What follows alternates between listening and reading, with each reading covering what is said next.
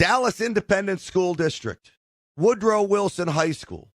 The principal there, shame on you. Yes, I said Dallas. This is where my son goes to school, this high school, by the way. The principal decides to hold a blacks-only assembly for only black students. And apparently she gets called out for it by not the white students, not the teachers, not her administration, but a brave young black student who was in the assembly. This young man writes a fabulous email to one of the assistant principals about how upset he was that in this day and age, you're calling a blacks-only assembly. Can you imagine if it was a white principal calling a whites-only assembly? There would be outrage. Can you imagine if it was a white principal calling a blacks-only assembly to tell them how bad they were? They would be outraged. Well, apparently this principal did both. She's a black principal, calls a blacks-only assembly, tells the black kids she's going to prioritize them over everyone else at this moment. She's going to do everything she can to hire only black staff because they're that important over everyone else. That alone is offensive. Diversity and equity and inclusion bullcorn, man. Now, she also told the black students that they're not cutting it, that they need to apparently, I don't know, wear their hair differently, pull their pants up. Like, all right, you want to have that conversation with people. You do it one-on-one, but you don't call in just the black kids. So I'm outraged by this. I make a social media post. And the reason I talk about this here is because this is happening all across the country. This is the DEI nonsense at work. And I'm sure this principal, she may have been well-intentioned. She probably thought she was doing the right thing. And racism is racism. There's no such thing as reverse racism. This was racism to the core. She may not understand it. But when you single out one group over another, when you prioritize, her words, not mine, according to the student, when you prioritize this over another race, you're engaging in racism. And I'm demanding the Dallas Independent School District do something about it. I don't know yet whether if this principal needs to be fired. But I will tell you this. She needs to have a strong reprimand, maybe a suspension at the very least. And she better not retaliate against anybody, especially my kid, who had nothing to do with this. And this brave young man wrote a fabulous email. I'm going to read you the email because it's really stunning. He writes, this is to the assistant principal. Sorry for the late email, but I'd not be emailing if it wasn't so urgent. I forgot to tell you during the school day. There was an assembly today organized by Principal Barnett, Miss Rhodes, and Mr. Russell that was selectively for African-American students. While I don't find that entirely wrong, what was said does bother me. I think there were good intentions, but it does not seem that way. The comments by Principal Barnett seem very discriminatory in a way, saying that she, quote, is valuing the well-being of African-American students over the others at this moment, and that she is, quote, prioritizing us. Also, she made it clear that she had gone out of her way to only hire black staff because she is a, quote, black head principal. Additionally, there were comments by Miss Rhodes speaking on how the black students are the only ones she is seeing in reset and how she wants us to dress, not necessarily talk about dress code, but talking about how the girls wear their hair and so forth. So now you've compounded two mistakes. All right? I just thought the entire situation, this young man writes, was very discriminatory towards not just the rest of the school, because I believe is unfair to them to keep them in the dark and giving us special attention, but also to just the students in the assembly. It put all of us in a very uncomfortable position. And I had already heard after about teachers having very incensed students coming back from that meeting today. I hope some action can be done about this. Thank you for your understanding. So Principal Barnett not only ticked off the white and Hispanic students, and by the way, this is a majority Hispanic school. 60% Hispanic, 20% white, 10% black. Roughly. Those numbers may be off by a little bit. That's a rough estimate. So she ticks off the large majority of her school, and she ticks off the 10% of the black students she called into assembly to tell them they don't wear their hair good enough. And this is a black principal. Now, to the Dallas School District's credit, I posted this, and every school district across the country should take note of this. I post this online, outraged, and I get a call from the deputy superintendent of schools the next day. Now, do you think I would get a call if I was just a regular parent? I actually don't. I think because I have 200,000 followers, because I do a national show on Real America's Voice, because I host the #1 growing radio program in the morning in this area, I think this is the reason why they called me. Now, he was a super nice guy. His name was Brian Lusk. And he said, and I quote, leadership of the district was unaware of the meeting. It is, quote, unacceptable. I understand your concern. Another quote was, it was wrong. We are investigating. Apparently, we're supposed to get an update today. There's nothing you can tell me that makes this right. Nothing. Even if she was well-intentioned. Apparently, from what I heard, the black students are not having an easy time with the standardized testing, and they're getting in a lot of trouble at school. Even if that's the case, and she wanted to round them up and say, hey, you know what? You guys got to do better. I don't think you do it that way, because I know black kids that play basketball and football with my son that are good, strong student kids. They're not troublemakers. They don't need to be in that meeting. They don't need to be lumped into all of that. This black principal engaged in the very problems that go back to the 1950s. And that's happening in 2025? She's no better than a principal in Camden, South Carolina in 1956 that would pull this same exact stunt. And she ought to be ashamed of herself. Now, I'm going to ask Dan the Foe Man, Dan the Black Man, a.k.a. Howdy. Dan, as a young black man, you hear this story. What goes through your mind? Am I out of line? Tell me if I am. No, I don't think so. I think it probably came from a good place, because I think that when there are black people in certain positions of leadership, especially when it comes to, you could say, the next generation, when it comes to schools, they probably do feel a responsibility to make sure that, you know, I'm taking care of business. And this is probably the way she felt like that. But the way she handled it ended up isolating people. I think what you do in that case is, if you know specific people, you bring them in, or you bring the parents in. But to just call an overall assembly, I don't think that sends the right message. How old are you, Dan? 28. 28 years old. Yeah. And you got more common sense than a principal running it's probably the #1 high school in the Dallas Independent School District. As far as grades go and education, it's a decent school. You got more common sense than she does. I'm just proud of this student. I hope there's not backlash to this kid. I had named him originally in my post. I feel bad about doing it now because he signed the email. But you know me, I was so proud of the kid. Like, I wanted to give him kudos.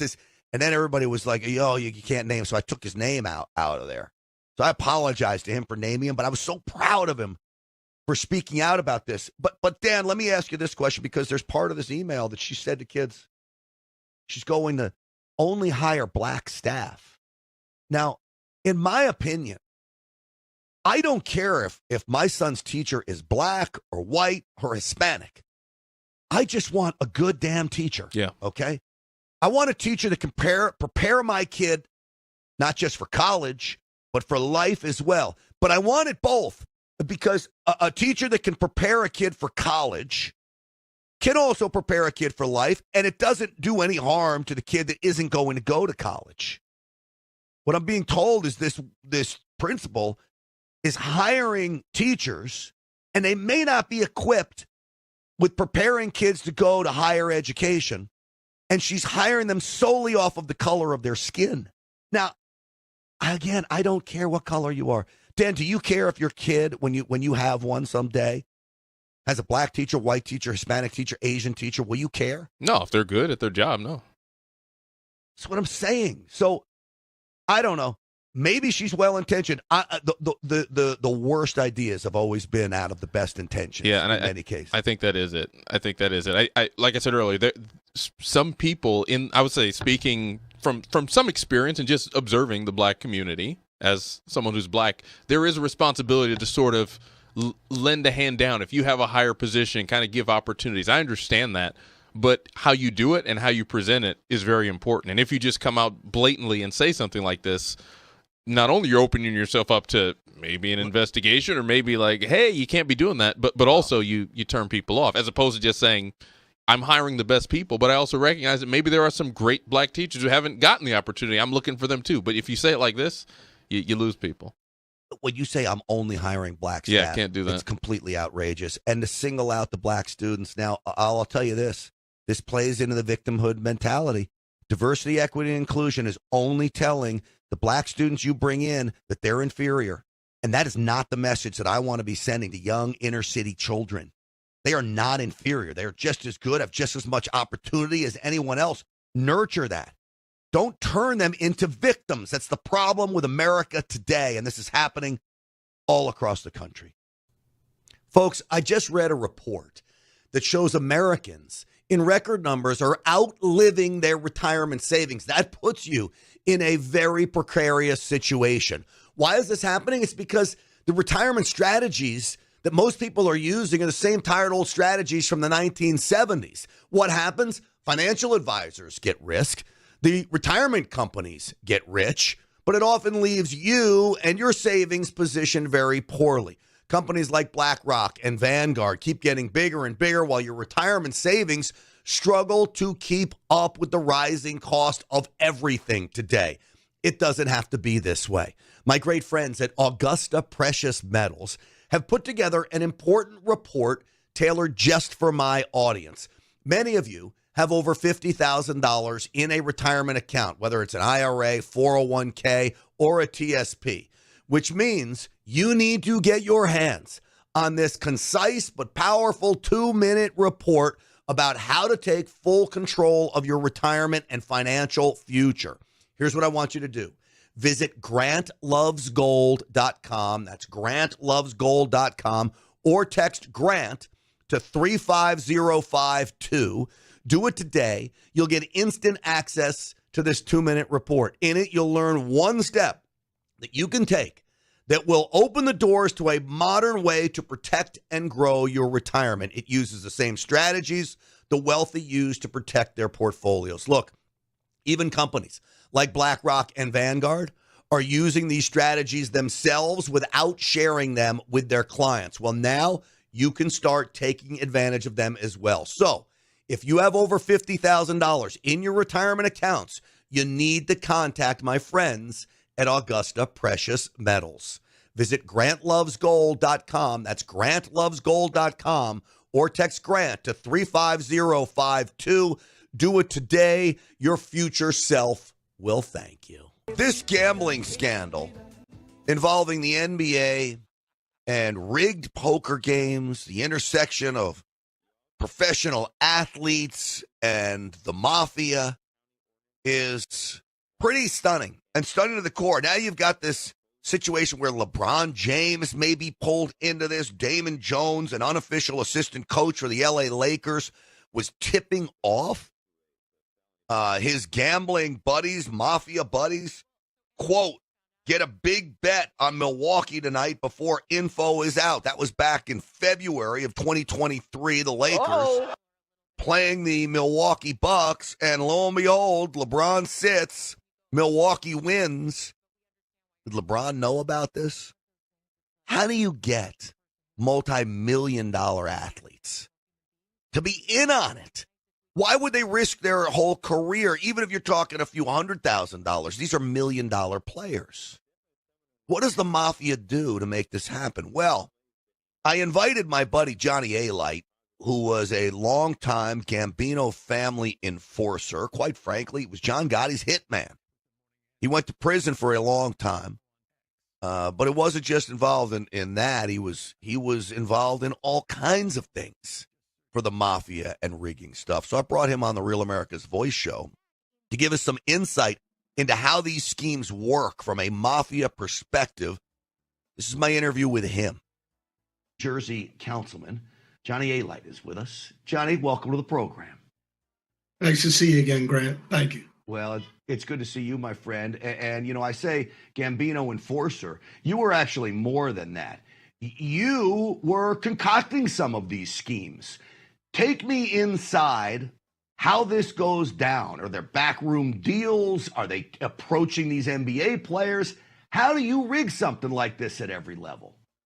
Well, you know, because of technology, it's a lot easier to rig it. We were doing it years ago. We would have several players sitting at the game that would give each other hand signals. As a kid, I used to do it with my father with hand signals. So it wasn't that difficult, but it's disheartening. You know, when I hear, people say that, it's disheartening that these are pro athletes, college athletes that are losing the integrity of the sport. How are we going to teach kids if we're losing the integrity, with these kind of athletes? And so, people are addicted to gambling and it's not going to go away. That we got to stop some of these exotic betting because it's very easy to maneuver those exotic bets.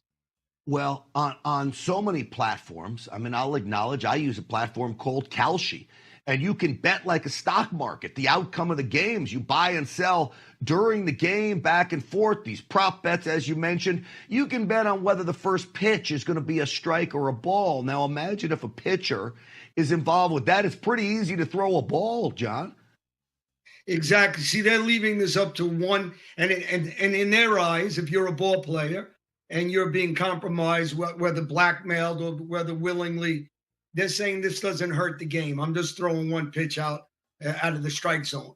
I'm going to be handed off the first ball if I'm a coach to my running back, or it's going to be a first pass, because these are some of the exotic bets you have. So you're not affecting the game, but you're affecting the economy. So, when you're doing these exotic bets, should be taken off the table, actually.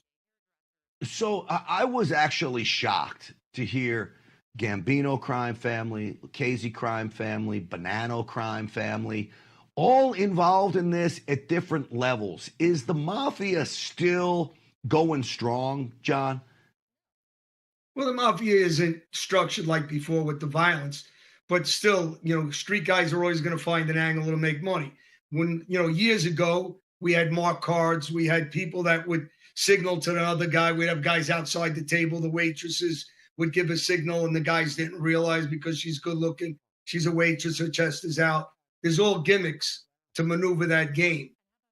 They just got a little more, sophisticated with it. So it's not surprising, actually. It's naive of the ball players and the players not to think this would go on. I'm surprised a guy like, take Terry Frazier. I think he's a $25 million, or Rozier rather. I think he's a $25 million a year player. You heard the FBI talking about $200,000. Now, to a guy like me, $200,000 is a lot of money. But you're making $25 million a year. You're going to risk everything for that? Are these guys that easy to get to flip on something like this? Well, they're worked over time. It's not a quick, process. So they get them, they come to the games, maybe they give them a little drugs, maybe they catch them with a girl they're married, so they blackmail them a little bit. Maybe they get friendly with them, they bring them somewhere else. So what they're offering at these private games are a woman, it's alcohol, it's drugs. It's a fantasy life outside of their life. They're looking for adrenaline excitement. If you go to Atlantic City, you go to a legal, casino or a situation, you don't have the privacy that you have here, and you don't have the ability to do the things that the mob is offering that they can't get on their own level without the public knowing. But also at the same time, they're being blackmailed in some instances. When it comes to the poker games, these unsuspecting players, I imagine they were paying big money to sit down and play with these professional athletes. Is there an extortion scheme at the end of this? They sit down, they come in, you use something to blackmail them in the end. Do they have no idea what they're getting themselves into? Yeah, I think a lot of it is that once they get their hand around them, their necks a little bit, they'll start squeezing. So, some of it's that, some of it that is just guys trying to get an adrenaline rush. Some of it is young guys, college athletes now, to making money. They're spending probably above what they're used to. It's also an addiction thing. Nothing, just like drugs, gambling's an addiction. You have guys that are spending a ton of money, maybe above their lifestyle, even though they're making millions, they're spending millions. So I think it's a combination of all that and the access of the ability to reach money without going in your pocket. Because a lot of these games too, they let them play without credit. Well, it's amazing to listen to Johnny A-Light tell this story of how you concoct these things. And so, a pretty amazing guy. He is now a city councilman in New Jersey, if you can believe that. That after being with the FBI and being chased by the FBI, caught, I believe he was like in a Venezuelan prison at one point. They bring him back here. He's got to testify. Sadly, Johnny A-Light lost his daughter to a fentanyl overdose. Now he goes around talking about the dangers of fentanyl. This is a guy who really has turned his life around. I'm proud to call him a friend who was a very dangerous man for a long time. I mean, I'm sure he's still dangerous, but he's turned his life around. Clay Travis talked about the integrity of the game, Dan. If you get Cut A24 ready for me, Clay Travis, sports commentator, talked about what this all means now for the NBA. Roll that one. Why sports gambling does is it can shine a light on corruption in a way that might not have occurred if the mafia was taking these illegal bets, old school style, on phones or through illegal websites. So the sports books are victims here, and the NBA cooperated. Big picture. Look, the integrity of the game is the essence of why fans watch. We have to believe everybody's trying to do their best to win, and this calls that into question, certainly. Well, yeah, it sure does. So now, again, the integrity of the game called into question. And the big question for Los Angeles, for the Lakers, for LeBron James, what was his role in all of this? What a stain on his career if it comes out that he was part of it, other than just someone close to him giving inside information without his knowledge. And that could be the case here. I'm not going to blame LeBron for anything until we get hard evidence on that. Folks, what if I told you you could lock into up to 20% annualized interest on your investment, and this group would pay you that interest monthly, direct cash flow into your bank account? I'm doing this with the folks over at get20now.com. This is about Bitcoin mining. It's about taking advantage of the Bitcoin craze without the wild swings. You lock into, as I said, up to 20% interest, depending on the deal you make with them. And they have lived up to all their promises to me. Every month, like clockwork, I get that money deposited into my bank account. I've made a sizable investment with the folks at NFN8. I want you to contact them, get20now.com. Answer the call or call them back when they get with you. You'll be talking to one of the principals in the company. His name is Corey. He's a great guy. They all think like us. They believe in the same things we do.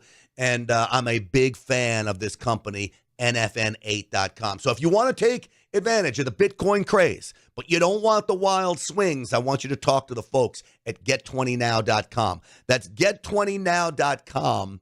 Pay them a visit today. All right. We got something happening over in the Middle East that I think is going to be phenomenal. President Trump is putting trade deal after trade deal together that is going to let this country boom. And one of the reasons it's going to let this country boom is because it's going to rein in the very harmful trade practices of other countries, including small countries that were literally playing the United States. We're the most powerful nation in the world, not just militarily, but economically. We basically control the world economy, as goes the United States, as goes the rest of the world. Now, China's probably next. I think you're going to see a trade deal with China. I've got great news. It looks like this 100% tariff deal is not going to go through, that many people predict that they will come up with a solution to the trade differences that China and the United States are having, as President Trump meets with President Xi this week, and I am looking forward to that. Now, this is Scott Bessent on the 100% tariffs on China, and this is why I say what I say. This is why the market is already up this morning, because the outlook looks rosy. Cut 30 for me, please. Cut 30 for me, please. President Trump gave me a great deal of negotiating leverage with the threat of the 100% tariffs on November 1st, and I believe we've reached a very substantial framework that will avoid that and allow us to discuss many other things with the Chinese. I think we will be able to discuss them helping us get this terrible fentanyl crisis under control. I think we are going to be able to discuss substantial soybean and ag purchases for our American farmers. I think we are going to be able to discuss more balanced trade.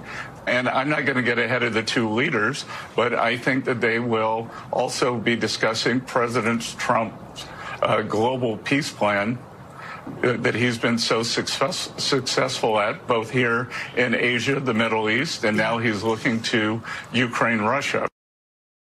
You know, in some respects, I worry about Scott Bessent. Is he hanging out with Robert F. Kennedy Jr.? Is he starting to get the same problem with his speaking patterns? Great guy, but he just was struggling, it seemed like, during that interview. But this is very, very good news that the threat of these 100% tariffs on China will likely be avoided. That's a direct quote. That'll send the markets just moving like crazy.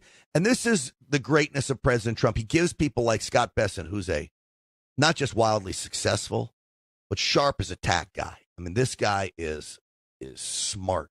Not only is, he comes off as very calm, cool, and collected, but this is the guy that beat the crap out of Elon Musk, remember?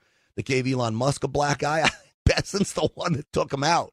Apparently, Bessent, who's openly gay, grew up in a rough neighborhood and grew up in a rough and tumble kid, and apparently can hold his own. And he did with Elon. Somebody was telling me that Elon was tough that way too. I don't know. In a fight between the two of them, we know that Bessent got the best of him. This is why I want guys like Bessent at the negotiating table with China. You look at Xi, he might say, you know what? Look at what I did to Elon. You want a black eye like that? I don't know. Maybe not. All right, so President Trump is on a whirlwind tour across Asia. He was in Malaysia, where he got a great trade deal. Now, Malaysia, we do a lot of trade. There's a lot of production that happens in Malaysia that gets sent to the United States. Here's President Trump, cut 24. Today, the Prime Minister and I signed a major trade deal between the United States and Malaysia, and together we took part in the signing of a historic peace agreement ending the hostilities between Cambodia and Thailand. We're calling it the Kuala Lumpur Peace Accords. What a great name. Kuala Lumpur Peace Accords. I would call it the Trump Makes Peace Again Accords. The guy's on a freaking roll when it comes to that. So that's official Trump. But then you get Trump when he goes not official. And he basically roasts the United Nations. Play cut 27, Dan, down the phone, man. I won't forget that day because it was one of the first wars that I got involved in. And I love doing it. It's like, I shouldn't say it's a hobby because it's so much more serious than a hobby, but it's something that I'm good at, and it's something I love to do. The United Nations should be doing this, but they don't do it. They don't do it. They turned off my teleprompter when I made a speech. I had to make a speech without a teleprompter. They're good at that. The escalator wasn't working too well. It came to a complete halt. So he's talking about making peace deals.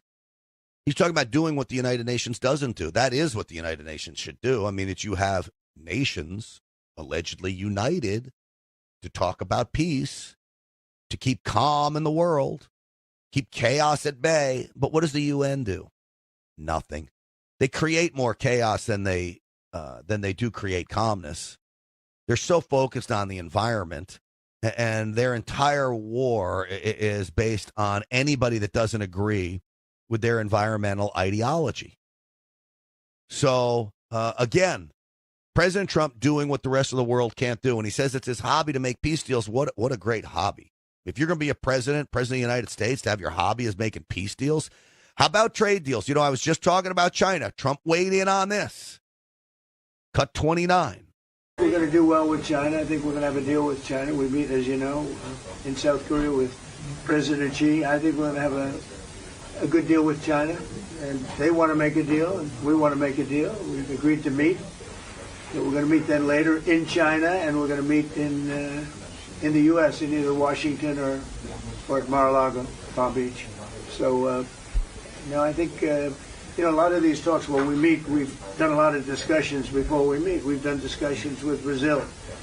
So I think we're going to end up having a good deal for both countries. I think with China that's going to happen. And we have other deals. We have Japan, we have South Korea. We have a lot of meetings. But people seem to be very interested in China. I think we're going to have a very fair meeting with China. People seem to be interested in the meeting with China. Oh, why would we be interested in China? He's great. And by the way, may have a meeting at Mar-a-Lago. Remember, I don't mind bragging about this. You know where I'm going to be over the week of Thanksgiving. I'm staying at Mar-a-Lago. Could you imagine if I'm there during if they come to Mar-a-Lago for this meeting? Oh, my Lord. How great would that be for me? I don't mean to make you jealous, but I kind of do. 855-785-8255. He's great. And you know what President Trump is? President Trump is the Bob Barker of international trade deals. Let's make a deal. He's literally willing to make a deal on everything. What more could you want? President Xi, come on down. You're the next contestant on The Price is Right. 100% tariffs. I give 20% tariffs. That's not a good Chinese accent, though. That was more of a Russian accent. That would be Putin, come on down. But you get what I'm saying. President Trump, the Bob Barker of international trade. Let's make a deal. Is The Price is Right and Let's Make a Deal the same thing, or is that different to game shows? It is. Who was Bob Barker on? He was on The Price is Right. Who was Let's Make a Deal? Because I don't want to get him wrong here. Who was Let's Make a Deal? Hold on. Josh Jacobs is a popular guy. Yeah, The Price is Right was Bob Barker, and Let's Make a Deal for many years was TV's big dealer Monty Hall. Oh, Monty Hall. That's right. So forget about Bob Barker. Trump isn't the Bob Barker of international trade. He's the Monty Hall of municipal trade. Isn't he, Josh? He is, and no zonks with Donald Trump. Yeah. No zonks with Donald Trump and the Monty Hall of international trade. And here's why I say this. This term was used to me. What is that music? What is that? That's the Let's Make a Deal music, apparently. Oh, it is? I didn't know that. Yeah, I didn't. This was used to me. I had some legal issues, let's just say, back in college. Got arrested for something I had nothing to do with, kind of, climbing a water tower. I'm just going to say, it happens to the best of them. Well, my lawyer called me, says, Grant, you got great news. You don't even need to show up to court. You got the Monty Hall of the municipal court. He's willing to make a deal. That's what my lawyer said to me. So, I got a little slap on the wrist, a little fine, no big deal. That's what happens when you're an outlaw in college, climbing water towers and such. It wasn't me, though. It was a case of mistaken identity, I promise. Folks, do you know what Chagas disease is? It's disgusting.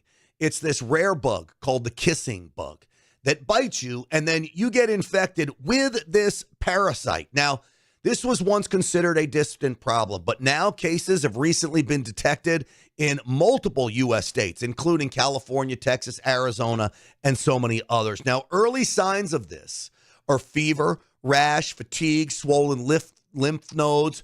It may seem mild, yet over time, the disease can bring severe heart damage, digestive dysfunction, and yes, even death. Now, don't fear this, all right? The wellness company has a solution. It's a parasite cleanse.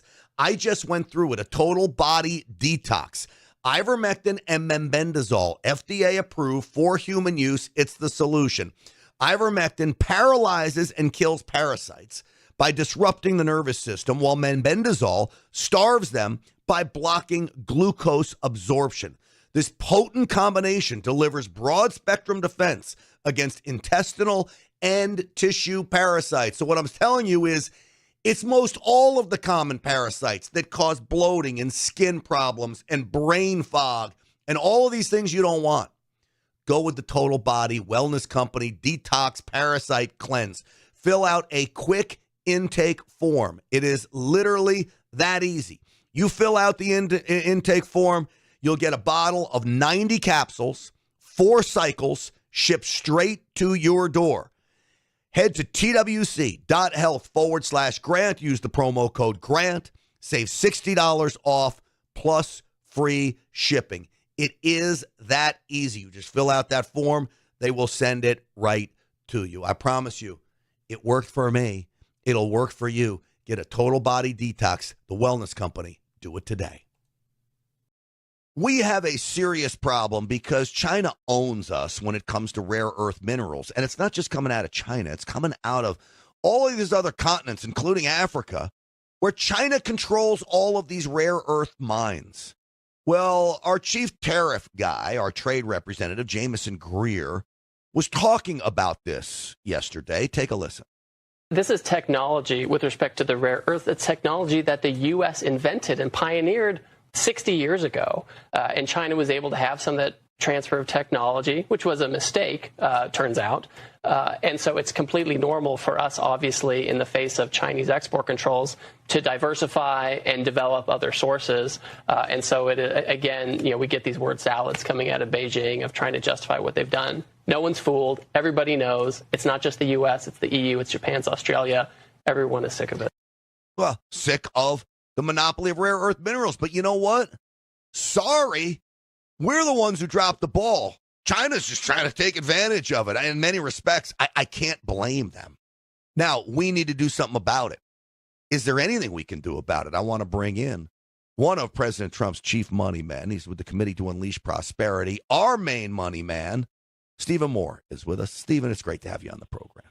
Hey, Grant, great to be with you. And by the way, Jen is not allowed to take a morning off. What is this? Come on. I know. Things are getting all week, by the way. All week, and I'm finally working here for a change. But, hey, but really, look, you make a very good point about this. And as you know, that we've done a report at Unleash Prosperity by one of the top geologists in the country that indicates that we have 12. Are you sitting down?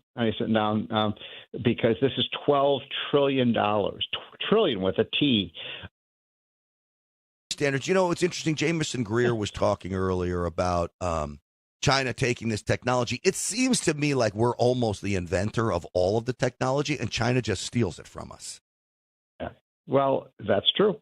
I mean, they are a copycat technology. I mean, a country. They don't invent some things themselves. We invent them. And just like the Japanese, used to remember the Japanese used to take, we come out with the Apple cell phone or the, when the laptops came out and the Japanese would come click, take pictures of it so they can figure out how to do it themselves. But you're right. We're the leading innovator in the country. But we need these resources, especially the rare earths, for our microchips. We need them for our defense systems and our satellite systems. We need them for our advanced manufacturing. So this is very similar. Excuse me, Grant. This is very similar to the situation we were in the 70s and 80s and early 90s. You remember this when OPEC, Saudis and all the oil cartel had a blade in our neck, and they could throw the American economy into a recession by switching off around the oil spigots there. And we finally broke the back of OPEC when we had the shale revolution. We can break the back of the Chinese and Russian cartel as well, but we better get at it. Just so you know, I was 8 or 9 years old during that deal. You're such a young kid. I mean, I'm 65. You're 35 or something like that. Yeah, I wish 56 here, but I was young. A lot of your listeners know what I'm talking about. They can of course. I remember the lines at the gas lines with. Oh yeah, I remember that when I was a kid. Growing up in Chicago, and we'd load up in the station wagon at 7 o'clock in the morning, and we'd get in line to get at the mobile station to get our gas, and there'd be 15 cars in front of us. Well, we don't want that. We don't want that happening now anymore. Yeah, right. And President Trump is drilling. Let me play you a clip because this is one of your big mottos. Was mine as well. Drill, baby, drill, as President Trump says. This is, you mentioned the energy secretary. Cut 16, Dan. Yes, U.S. oil production is at an all-time high right now. It's amazing what just common sense messaging does. President Trump tells the Americans and American companies that he wants more energy, believes in more energy, and what a surprise. We get more energy. You know, President Biden, on the other hand, always chastised the energy companies, threatened to put them out of business, put every roadblock he could in front of them. The only impact of that was higher oil prices, higher gas prices, and higher diesel prices. And who wins from that? This is just common sense leadership back in the White House and President Trump being all in on energy. All right. So, Stephen Moore with Committee to Unleash Prosperity, I'm going to give you one more idea. We all agree that we ought to be drilling, and drilling for oil is the way to go. I want to increase coal production, and you know what I'd love to do? I'd love to send some of our coal to China. We're going to send something to China, send them coal. Well, that's a great point. And if you read our hotline this morning, you may not have seen it yet because it just came out. But, you know, China is using more coal. I mean, it's such a joke, isn't it? Everything that the left says about climate change, everything they say about it is a lie. So they keep talking about, oh, China is moving towards green energy. They're building solar plants and windmills. No, they're not. They're using more coal than they ever have before. They're building dozens and dozens of new coal plants. Does that sound like a country, Grant, that cares about climate change? No. It doesn't. They care less about climate change, and they're laughing at us. They do make the solar panels. You know why? Because we're stupid enough to buy them from them. That's exactly right. And it's not even us. Our federal tax dollars are going to purchase half of these things when they're being bought. So I just would like to find something that we could make China by the way, I reliant never answered your us. question. We have 600 years worth of coal in this country. We have clean coal. We have the cleanest coal. Just as then that's part of the mining. We should be mining for our coal. We have to be a coal powerhouse again, as we've been for the past 100 years. Well, it's great. It's a great assessment, as always, from our money man, Stephen Moore. Committee to Unleash Prosperity. Hey, did you delete Committee to Unleash? Is it just Unleash Prosperity now? Not just Unleash Prosperity, because it was too much of a mouthful. But people should go for free. Go for free. Go to our website. Get the hotline for free. It costs you nothing. And then you can be the smartest person in the room, as you are, Grant. Depending on the room, of course. Stephen Moore, thank you, my friend, as always. Of course, unless I'm in the room, and then you're the second smartest person. Right, and then if Jen's there, then we're 2 and 3, but that's fine. There you go. Stephen Moore, thank you, my friend. Always great to talk to you. So, again, folks, I want China to be reliant on us. Send them coal. You heard Stephen Moore. We got 600 years worth of coal. We could send China some coal. Let them be reliant on us for coal. You know the control we could have over China if we made that part of the deal? Huh, I'm telling you. See this cell phone right here? This is supported by Patriot Mobile. They are my service provider. They're the official service provider of Stinchfield's Army. Why? Because the folks at Patriot Mobile think like us. They believe in the same things we believe in. They're putting constitutions in schools, 10 commandment signs in classrooms across America, supporting our veterans, fighting for our gun rights, fighting for right to life issues. You name it, Patriot Mobile is on the front lines. But beyond that, it's great service. You get to choose which network you want to be on. You get 100% U.S.-based customer service. So you know when you call, you're going to get an English-speaking person right here in America that's going to help you quickly. Their customer service, by the way, is fabulous. Switching is easy. Keep your phone, upgrade your phone, get a new phone, whatever you want to do. Patriot Mobile will help you. And when I tell you switching is easy, it literally takes minutes. So here's what I want you to do. Go to patriotmobile.com/Grant. That's patriotmobile.com/Grant. Or you can call them at 972-PATRIOT. That's 972-PATRIOT. And tell them that Grant Stinchfield sent you. Prop 50, you know what that is. We're going to redistrict California to gain 5 new congressional seats for Democrats to counteract Texas's plan to gain 5 new seats for Texas. Here's where California runs into a problem, though, and Texas doesn't. I promise you when this new census comes out, what is it, 2030? When 2030 census comes out, Texas is going to gain congressional seats. That will be more Republican seats as well. People are moving to Texas. Where are people leaving? people are leaving California. California is going to lose congressional seats. So you can play this pickup game now, and it may work for 26 and 28, and I guess 32. You'll get three elections out of this. You can play this game, but you're going to lose seats. And all these pickups you have here will go away. Maybe not this time around, maybe not the next.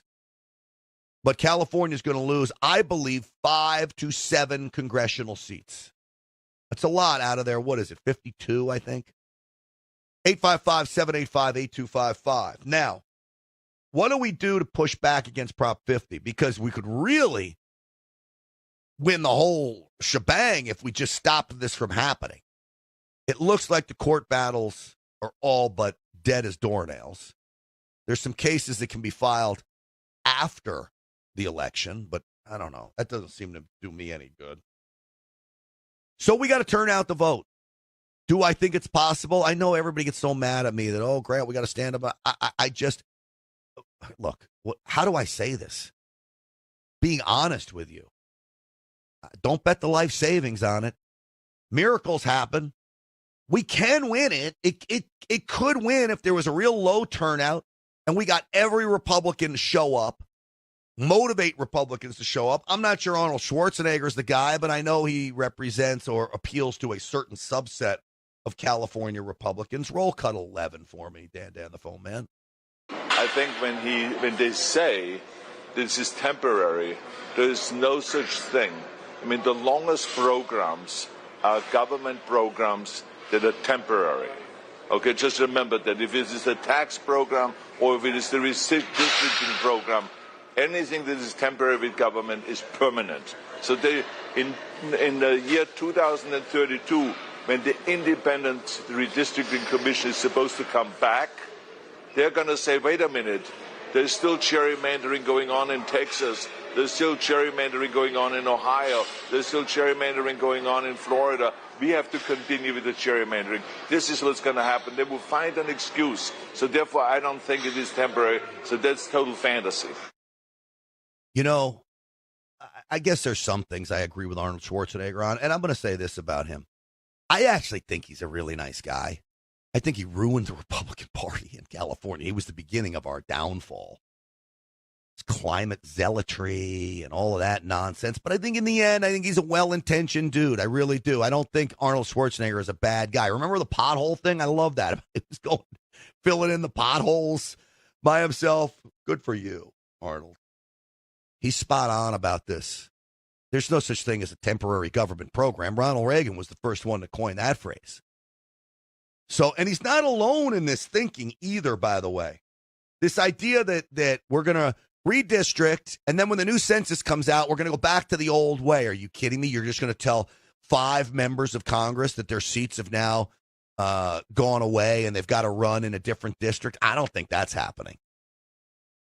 So this is the new leader of the California Redistricting Commission, who has all been, but virtually, what should I say? Circumcised, cut off at the knees, rendered useless. But he's got some bias in this because they've rendered his commission virtually useless. But here's what he said about this idea of permanence. Cut 14. Proponents of this, the Yes campaign, essentially, they're saying this is temporary. How confident are you that this is temporary? I'm not confident at all. It's temporary till the next crisis. The 2030, California's going to lose between 3 and 6 congressional seats. So that's next crisis up. Cynthia? I think the crisis will come even sooner. The Supreme Court is actually considering potentially dismantling the Voting Rights Act, and Prop 50 already splinters black and brown communities and fast-growing Asian communities. And pretty soon, nobody will have a representative that they can elect. Cynthia and Neil, we really appreciate your time. Thank you for joining us. All right. So nobody thinks it's temporary. You could say the second hardcore liberal. I'm sure the first is too. He's upset because his commission is now useless. But I don't even know the yes crowd, meaning yes on Prop 50, that are they quietly saying it's temporary? I mean, I know the wording in the bill is temporary or the proposition is temporary, but I don't think they're even quietly saying it's temporary. I think everybody says, oh, yeah, it's temporary, and then they wink at you. Hey, get it in there. Don't worry. We'll make sure it stays. I think that's the message that they're sending to their Democrat base. Not that it's temporary. This is the latest no ad on Prop 50. Let's listen to it because I'm very interested in how they're doing this campaign. I think they failed on the first one. The second one was better. Let's hear this one. Prop 50 gives Newsom the power to rig the elections in California. Vote no on Prop 50. All right. Well, that you just told every Democrat to vote yes on Prop 50. Like, what are these people doing? Are they, Dan, do we know who that's from? What group produced that? No, I'll find out as soon as I can. That's a 10-second liner. I mean, they spent a lot of money on that. Giving Newsom the power to rig election. Well, no kidding. That's exactly why every Democrat is going to vote for Prop 50. They don't get it. And that's the problem. Republicans in California do not think out of the box. It gets back to our ad. Tell them it's a MAGA power grab, a Trojan horse, a secret steal. Just trick them into voting no. It's the only way you're going to win. It's the sad reality of it all. It really The Morning Answer Studio update. That was from the California GOP. See what I'm saying? They're so lame. I mean, there's no creativity. They don't understand what wins in California. And they keep telling me, you ready for this? Here's a real doozy for you. We don't need any creativity. The truth will win us these elections. Truth? Nobody wants to hear the truth from you. Not any of these Democrats anyway. Quit living in fantasy land, man. Do you want to take your life back? Do you want to get healthy again? The folks at Energized Health can help you do this. Their protocol is patent pending.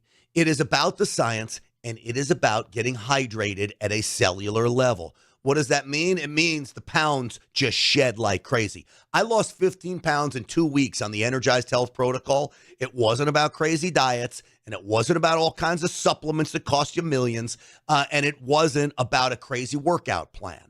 Now, you change the way you eat around a little bit. You change the way you work out around a little bit. But all of it is doable. In fact, I would say it's easy. So again, 15 pounds in 2 weeks. I know people that lost 150 pounds on the Energized Health protocol. Now, here's what else happens when you get hydrated at a cellular level. All of your vitals go in the right direction. You know, my blood pressure came down. My testosterone levels went up. My muscle mass went up. This is what Energized Health can do for you. And it's not just your body. Your mind will change too. You will start to think clearer and you will be happier. I promise you. How do I know? They got a guarantee like nobody's business. EnergizedHealth.com. Go take the masterclass. Learn about intracellular hydration. And I promise you, you're going to want to get on board with this and take back your life. It's EnergizedHealth.com. Make sure you tell them that Grant Stinchfield sent you. All right, folks, that is going to do it for us. I'm Grant Stinchfield. Thank you so much for watching. Don't forget, Stinchfield 1776 on all the social media platforms. GrantStinchfield.com is the website. You get all the podcasts there. And please, if you're watching, subscribe to the channel, share the channel, like the video. Heck, copy and paste the link if you want to and share it on all of your social media platforms. This is how we get the word out there. So stick with me, please. Again, GrantStinchfield.com. That's GrantStinchfield.com. Stinchfield's Army rolls because of all of you. We'll see you tonight on the Real America's Voice show. Thanks for watching, everybody.